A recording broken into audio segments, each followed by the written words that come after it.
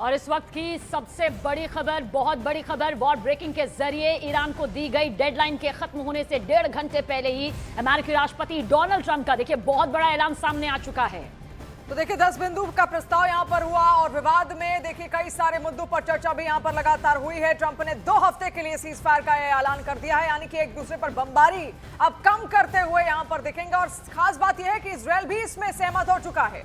देखिए बीच में खबरें ये जरूर सामने आ रही थी कि एक ऐसा प्रस्ताव सामने आ सकता है जिससे सीज फायर की तस्वीर यहां पर नजर आ सकती है, क्योंकि वैश्विक तौर पर डोनाल्ड ट्रंप पर यह दबाव भी सामने आ रहा था। जिस तरह से स्ट्रेट ऑफ होर्मुज बंद हो गया था, आर्थिक मोर्चे पर बड़े नुकसान यहां पर झेलने पड़ रहे थे। लेकिन सबसे बड़ी खबर इस वक्त की यही है कि 2 हफ्ते के लिए सीज फायर यहां पर अब ऐलान के तौर पर सामने आ चुका है। बाकायदा यूएस राष्ट्रपति डोनाल्ड ट्रंप का देखिए शिवानी ये सोशल प्लेटफॉर्म पर पोस्ट भी सामने आ चुका है। बेशक बहुत जरूरी भी था। देखिए जिस तरीके से लगातार तमाम देश कह रहे थे कि आप बातचीत कीजिए, बातचीत के जरिए कोई रास्ता यहां पर निकालिए, क्योंकि हमारा तेल का स्टॉक लगातार रखा हुआ है। जितने भी अरब नेशंस थे उनने तेल प्रोडक्शन बंद कर दिया था, क्योंकि उनका ये कहना था सभी ना कि हमारे पास जगह नहीं है, ना रखने की जगह है, ना ही आप ट्रेड यहां पर करने दे रहे हैं। और ऐसे में बहुत बड़ी दिक्कत उनको आन सकती थी। अर्थव्यवस्था यहां पर लगातार लुढ़कती हुई दिख रही थी उन तमाम देशों की, और अब कहीं ना कहीं एक राहत की सांस उन सब तमाम देशों ने किया है। और देखिए इस बीच ये बता दें कि पाकिस्तान के प्रधानमंत्री से बातचीत के बाद क्या कुछ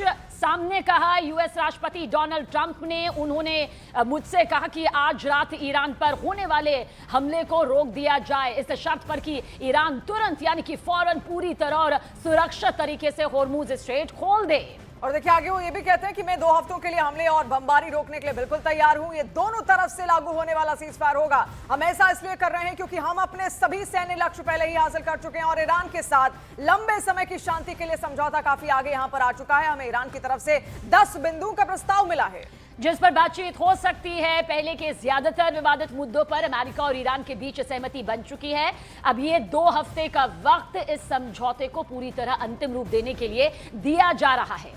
और देखिए आगे अमेरिका के राष्ट्रपति के तौर पर वो कहते हैं कि मध्य पूर्व के देशों की तरफ से भी मुझे खुशी है कि इतना पुराना मुद्दा अब सुलझने के करीब है, धन्यवाद। ये वो पोस्ट है जो अमेरिकी राष्ट्रपति ट्रंप की ओर से यहां पर निकलकर सामने आया। देखिए खास बात ये भी आप यहां पर जाने कि मिड टर्म इलेक्शन है नवंबर में, और ऐसे में बहुत बड़ा झटका ट्रंप को लग सकता था अगर और ज्यादा बॉडी बैग्स आते, या फिर ये जो युद्ध है और ज्यादा अगर खिंचता।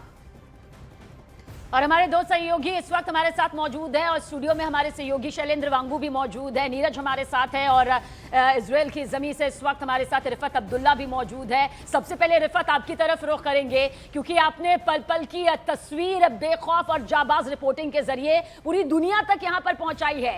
क्या अब भी आपको वही तस्वीर नजर आ रही है, क्योंकि सीज फायर का तो ऐलान कर दिया गया है?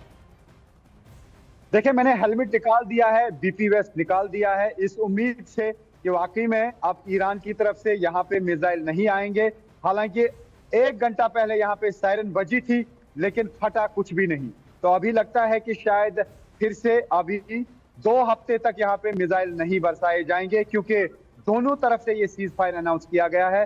डोनाल्ड ट्रंप की तरफ से जब पोस्ट किया गया तो उन्होंने कहा कि 2 हफ्ते के लिए फिलहाल युद्ध को टाल दिया गया, और जिस तरीके से अब ईरान का भी रिस्पॉन्स आ गया तो उसमें अब कई हद तक, बहुत हद तक सच्चाई देखने को मिली है। यही वजह है, उसी उम्मीद से मैंने अब बीपी हेलमेट और बीपी वेस्ट निकाल दिया है। जी बेशक रिफत, हम चाहेंगे फिर भी आप महफूज वहां पर बिल्कुल अच्छे तरीके से रहे, क्योंकि एक एक रिपोर्ट आपने यहां पर हम तक पहुंचाई। और इसी के साथ देखिए इंटरनेशनल अफेयर्स लगातार हमारे सहयोगी शैलेंद्र वांगू, नीरज दोनों ही कवर करते आए। शैलेंद्र, आपसे समझना चाहेंगे कि क्या इसके पीछे भी कोई रणनीति हो सकती है ट्रंप की सीज फायर के ऐलान के पीछे, क्योंकि मिड टर्म इलेक्शन वहां पर है, ट्रंप खुद भी नहीं चाहते कि सीज फायर हो। आप किस तरीके से देख रहे हैं सीज फायर को? देखिए कहीं ना कहीं ये सीज फायर जो है दोनों देशों की आपसी सहमति से हुआ है, ईरान और यूएस के बीच में। हालांकि पाकिस्तान को इसमें क्रेडिट दिया जा रहा है, लेकिन ये देखना महत्वपूर्ण है कि अब तक ये कहा जा रहा था ईरान की तरफ से कि वो सीज फायर के लिए तैयार नहीं है, क्योंकि अगर सीज फायर होता है तो उस वक्त के दौरान यूएस और इजराइल दोनों मिलकर और तैयारी कर सकते हैं हमलों को और तेज करने के लिए। तो ऐसे में सीज फायर के लिए ईरान आखिर तैयार क्यों हुआ, ये बड़ी बात है। और वहीं साथ ही साथ जिस तरह से हमने देखा डेडलाइन जो है लगभग अब से आधे घंटे बाद खत्म होने ही वाली थी, उससे ठीक पहले करीब 1 घंटा पहले ये पोस्ट ट्रंप की तरफ से आता है, जहां पर वो कहते हैं कि सीज फायर 2 हफ्ते के लिए अब राजी हो गए दोनों देश। और जो मेन मुद्दा था स्ट्रेट ऑफ हॉर्मुज को खोलने को लेकर, उसको लेकर भी सहमति बन गई। देखिए लास्ट मोमेंट जो जिस तरह की डेडलाइन थी उसे साफ था कि ये जो पूरा मुद्दा है अब ये सिर्फ स्ट्रेट ऑफ हॉर्मुज के आसपास ही भटक रहा है। तो ऐसे में अब स्ट्रेट ऑफ हॉर्मुज को लेकर भी साफ कर दिया गया है ईरान की तरफ से कि उसको खोल देगा। लेकिन अब देखना ये होगा कि अगली बैठक बताया जा रहा है कि इस्लामाबाद में होगी, इस तरह की खबरें फिलहाल अमेरिका से आ रही हैं। तो इस बैठक में अब आगे क्या होता है ये देखने वाली बात होगी। लेकिन फिलहाल पूरी दुनिया के लिए राहत की बात यह है कि अगले 2 हफ्तों के लिए इस तरह जो हम पिछले लगभग 1.5 महीने के आसपास से देख रहे थे वो फिलहाल थम जाएगा। और देखिए बहुत सारी जो बड़ी हलचल यहां पर हमें देखने को मिली, ना सिर्फ राजनीतिक तौर पर, कूटनीतिक तौर पर, आर्थिक मोर्चे के तौर पर, बाजार के लिहाज से, अब उसमें एक बार फिर से वही संतुलन और बैलेंस आते हुए क्या नजर आता है। इन तमाम सवालों के साथ नीरज आपकी तरफ भी रुख करेंगे। रिफत हमें मौजूदा स्थिति बता रहे हैं, शैलिन ने हमें यहां पर बताया कि किस तरह से ये पूरी तस्वीर अब वैश्विक तौर पर एक बड़े असर के तौर पर नजर आती है। क्या कुछ आपको लगता है डोनाल्ड ट्रंप की तरफ से सीज फायर का ये ऐलान, लेकिन जो तलखी हमने, एक बड़ी खाई हमने यहां पर दोनों देशों के बीच खास तौर पर देखी है, क्या वो महज इससे भरपाई करती हुई नजर आएगी कि सीज फायर यहां पर हो चुका है? देखिए इस सीज फायर से दुनिया को राहत मिली। ईरान और अमेरिका की बात करें तो उन्हें तो दो युद्ध के मोर्चे पर संघर्ष विराम की घोषणा की, लेकिन दुनिया को राहत मिली है क्योंकि वैश्विक दबाव से ज़्यादा वैश्विक प्रभाव जो था वो असर डाल रहा था ट्रंप और ईरान के युद्ध को संघर्ष विराम की तरफ तब्दील करने में। इस बात का जोर और दबाव बहुत ज़्यादा था ट्रंप पर भी और ईरान पर भी। ईरान ने 10 पॉइंट का जो प्रपोजल दिया था उसको ट्रंप ने मान लिया है, जो जानकारी सामने आई है। खुद ट्रंप ने भी अपने ट्वीट में इस बात का जिक्र किया और खुद ईरान की तरफ से आधिकारिक जो बयान आया है वो भी अपने आप में दिखाता है कि 10 पॉइंट प्रपोजल था, उस पे 10 अप्रैल से इस्लामाबाद में बातचीत होगी। दूसरी अहम बात कि अब से थोड़ी देर पहले ईरान के विदेश मंत्री अरागची ने एक ट्वीट किया है, उसमें स्ट्रेट ऑफ हॉर्मुज से जो भी वेसल्स यानी जहाज हैं तेल के वो पार करेंगे तो उन्हें ईरान से कोऑर्डिनेट करना होगा। लेकिन आपको याद होगा इससे पहले जो भी ईरान की तरफ से जानकारियां सामने आती थी उसमें साफ ये लिखा होता था कि दुश्मन देश और उनके समर्थक जो हैं उनके तेल जहाजों या बाकी जो दूसरे जहाज है कमर्शियल उन्हें पार नहीं करने दिया जाएगा। लेकिन इस ट्वीट में अरागची ने ऐसा कोई शर्त नहीं लादा है। तो ऐसे में 14 दिन का जो सीज फायर है, मुझे लगता है कि स्ट्रेट ऑफ हॉर्मुज से तमाम वो जहाज जो कि अब तक अमेरिका और इजराइल का समर्थन भी करते रहे उन देशों के जहाजों को भी पार करने की इजाजत दी जा सकती है अगर वो ईरान से कोऑर्डिनेट करे और टेक्निकल जो कंडीशंस है उसको पूरा करे। ये भी खड़ा हो रहा है कि ईरान में अगर बातचीत हो रही तो किससे हो रही है और अब तक उस चेहरे को यहाँ पर सामने क्यों नहीं रखा गया, इस पर भी हम चर्चा करेंगे। लेकिन इस बीच देखिए सीज फायर को लेकर न्यूयॉर्क टाइम्स की एक रिपोर्ट के मुताबिक ईरान ने 2 हफ्ते के सीज फायर प्रपोजल को स्वीकार कर लिया है। और देखिए इस रिपोर्ट में क्या दावा किया गया है ये भी डिटेल वॉल ब्रेकिंग के जरिए आप तक पहुंचा दे। दरअसल दावा किया गया है कि ईरान के सुप्रीम लीडर मुस्तफा खामनेई ने सीज फायर को अपनी मंजूरी दे दी है। अब इस्लामिक रिपब्लिक की सुप्रीम नेशनल सिक्योरिटी काउंसिल ने 2 हफ्ते के सीज फायर का जिक्र करते हुए एक बयान बाकायदा जारी किया। बयान में कहा गया है कि समझौते की डिटेल्स को फाइनल करने के लिए शुक्रवार से बातचीत शुरू होगी और साथ ही इसका मकसद अमेरिका के साथ होने वाले समझौते की शर्तों को ज्यादा से ज्यादा 15 दिनों के अंदर अंतिम रूप देना है। वहीं पर ईरानी नेशनल सिक्योरिटी काउंसिल ने यह भी साफ किया कि समझौते में होर्मुज स्ट्रेट से गुजरने को लेकर नियम तय किए गए हैं जिनका पालन करना ईरानी सेना के साथ कोऑर्डिनेशन में ये सब कुछ यहां पर किया जाएगा। लेकिन सवाल वही है कि ईरान कितनी शर्तों को लेकर यहां पर तैयार होता है और क्या अमेरिका ईरान की शर्तों को मानेगा, क्या इजरायल ईरान की शर्तों को मानेगा, ये तमाम सवाल यहां पर हैं। इसको लेकर लगातार हम चर्चा करेंगे। लेकिन देखिए जंग को लेकर एक और बड़ी ब्रेकिंग इस वक्त सामने आई है और ये वॉर ब्रेकिंग ये कहती है कि व्हाइट हाउस ने कहा है कि इजरायल अस्थायी सीज फायर के लिए भी सहमत हो गया है। तो वहीं दूसरी तरफ ईरानी टीवी ने दावा किया कि अमेरिकी राष्ट्रपति डोनाल्ड ट्रंप ने युद्ध खत्म करने के लिए ईरान की शर्तों को यहां पर स्वीकार कर लिया है। और इन दोनों बयानों को जोड़कर देखा जाए तो देखिए साफ है कि अस्थायी सीज फायर को लेकर दोनों पक्षों की तरफ से सहमति बनती हुई दिख रही है। फिलहाल ये सीज फायर अस्थायी बताया जा रहा है, लेकिन इसे तनाव कम करने की दिशा में एक बहुत ही खास कदम माना जा रहा है क्योंकि 1 महीने से ज्यादा का वक्त यहां पर बीत चुका है। इस महायुद्ध की भयंकर तस्वीरें युद्ध के मैदान से सामने आ चुकी है। तस्दीक करती हुई हर एक तस्वीर भी यहां पर आप तक पहुंच चुकी है और हमारे सहयोगी रिफत अब्दुल्ला हमारे साथ मौजूद हैं।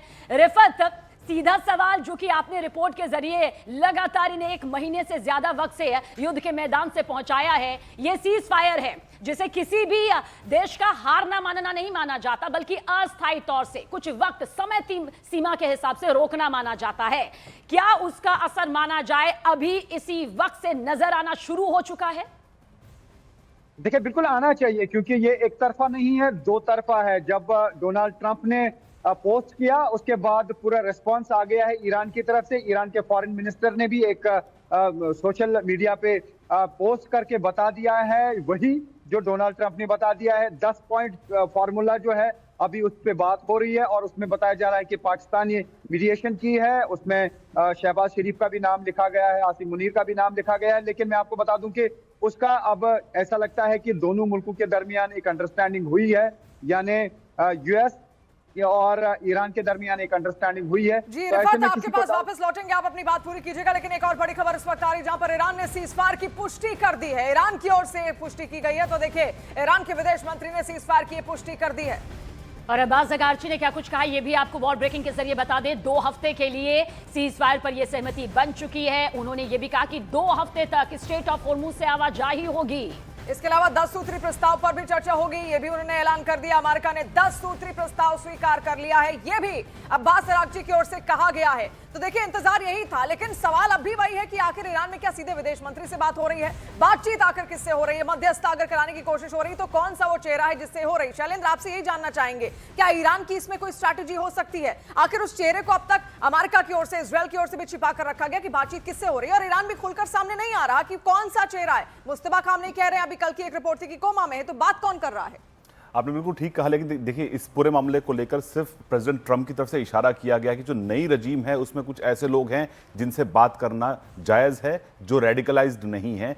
इस तरह के चेहरे वहां पर हैं। लेकिन जहां पर अमेरिका की बात करें तो उन्होंने खुद जेडी वांस का नाम लिया, उन्होंने साथ ही साथ कुशनर का भी नाम लिया और विटकॉफ का भी नाम लिया। तो जाहिर तौर पर अमेरिका की तरफ से नाम सामने आए हैं, लेकिन ईरान में बात आखिर किससे हो रही थी, वो चेहरा कौन है आखिर, उसको लेकर अब तक कोई क्लैरिटी नहीं है। और ईरान की तरफ से भी कोई सीधे तौर पर चेहरा सामने नहीं आया। वही आपको ये भी बता दें कि पिछले दिनों जो रिपोर्ट्स आ रही थी उसके मुताबिक ये कहा जा रहा था कि अमेरिका ने ये साफ तौर पर कहा है कि ईरान के राष्ट्रपति पेजेश्कियन, ईरान के विदेश मंत्री अरागची और जो मुस्तफा खामनेई है ईरान के सुप्रीम लीडर, इनको टारगेट ना किया जाए, यानी कि इनसे बातचीत के जरिए हम मसले हल कर सकते हैं, तो इनका टारगेट ना किया जाए। तो इन तीनों में से कोई एक चेहरा हो सकता है, लेकिन वो ऑफिशियल चेहरा कौन होगा ये देखने वाली बात होगी। साथ ही साथ जो इस्लामाबाद में जो मीटिंग होने वाली है, जो बताया जा रहा है कि शुक्रवार को पहली मीटिंग होगी दोनों देशों के बीच में, तो ऐसे में ईरान की तरफ से कौन सा चेहरा होगा उससे बात साफ हो जाएगी आखिर बातचीत किससे हो रही थी। नीरज, यहां पर आपसे समझने की और जानने की पूरी कोशिश करेंगे, क्या यहां पर डेडलाइन से पहले ही सीज फायर का ऐलान हो जाना अपने आप में ये बताता है कि ये एक वो बड़े स्तर की स्ट्रैटेजी है जिसे हम सिर्फ इजराइल, अमेरिका और ईरान तक नहीं जोड़ सकते। स्ट्रेट ऑफ होर्मुज का खुलना यानी कि वैश्विक तौर पर वो महा संकट जिस पर सभी देशों की नजरें टिकी हुई थी, सब इससे जूझ रहे थे, एक सबसे बड़ी राहत, मतलब मौजूदा वक्त की बहुत बड़ी राहत, क्योंकि हमने देखा किस तरह से महंगाई दर, किस तरह से दाम 50 से 60% को पार कर चुके थे। सबीना, देखिए डेडलाइन से पहले अगर कहेंगे तो इससे पहले भी आपको याद होगा डोनाल्ड ट्रंप ने की 6 से 7 बार जो है डेडलाइन देने के बाद अपनी डेडलाइन को एक्सटेंड कर दिया था, और मुझे लगता है इस बार भी वही किया है उन्होंने, क्योंकि कल ट्रंप के बयान के बाद जो उन्होंने सोशल मीडिया ट्रूथ के जरिए दुनिया के सामने रखा था और पूरी दुनिया में हलचल मच गया था, लेकिन उसके बाद अमेरिकी राष्ट्रपति उपराष्ट्रपति जेडी वेंस की तरफ से जो बयान आए थे उसमें कहीं ना कहीं सकारात्मक संदेश थे। तो मुझे लगता है एक बार फिर अपने डेडलाइन को एक्सटेंड किया, लेकिन इस बार का जो डेडलाइन एक्सटेंशन है उनका वो अपने आप में बहुत सकारात्मक है, क्योंकि इसमें रिजल्ट है। रिजल्ट ये है कि 2 हफ्ते के लिए दोनों देशों के बीच सीज फायर हुआ। आपसे थोड़ी देर पहले आप बातचीत कर रहे थे कि आखिर इसमें कौन वार्ताकार होगा ईरान की तरफ से, तो मुझे लगता है जो सिक्योरिटी काउंसिल के लोग हैं उसमें से कोई ना कोई लोग इसमें नुमाइंदगी ईरान की जरूर करेगा, चाहे विदेश मंत्री अरागची करे, IRGC के कोई कमांडर करे, ईरान के स्पीकर करे, क्योंकि ईरान की भी कोशिश होगी कि जब आप वार्ता में जाए, जब निगोशिएशन के टेबल पे जाए तो हर पक्ष के लोग होने चाहिए, क्योंकि अब तक जो दुनिया में चेहरा रहे हैं ईरान की तरफ से वो अरागची रहे, जो कि वहां के विदेश मंत्री है। डिप्लोमेटिक लेवल पे उन्होंने ईरान के पक्ष को दुनिया के सामने रखा है, तमाम वरिष्ठ नेताओं से, दुनिया के अलग अलग देशों से उन्होंने बातचीत की है। तो जब अमेरिका के साथ बातचीत के टेबल पर जाएंगे, देखना होगा कि उसमें क्या इजराइल की भी नुमाइंदगी होगी, ये तमाम चीज़ें अपने आप में देखनी होंगी। इजराइल का कोई नुमाइंदा होगा इस बात की मुझे उम्मीद कम लगती है, लेकिन अमेरिका की तरफ से तो बड़े लोग होंगे ही जो अब तक ईरान के साथ निगोशिएशन करते रहे हैं, लेकिन ईरान की तरफ से कौन होगा ये अपने आप में देखने वाली बात होगी। लेकिन मुझे लगता है जो उनकी सिक्योरिटी काउंसिल है उसमें कोई ना कोई सदस्य होगा जिसकी अध्यक्षता राष्ट्रपति पेजेस्कियां करते हैं, लेकिन उसके अहम फैसले अली मुज्तबा खमेनेई के निर्देश पर लिए जाते हैं। जी बेशक रिफत आपसे समझना चाहेंगे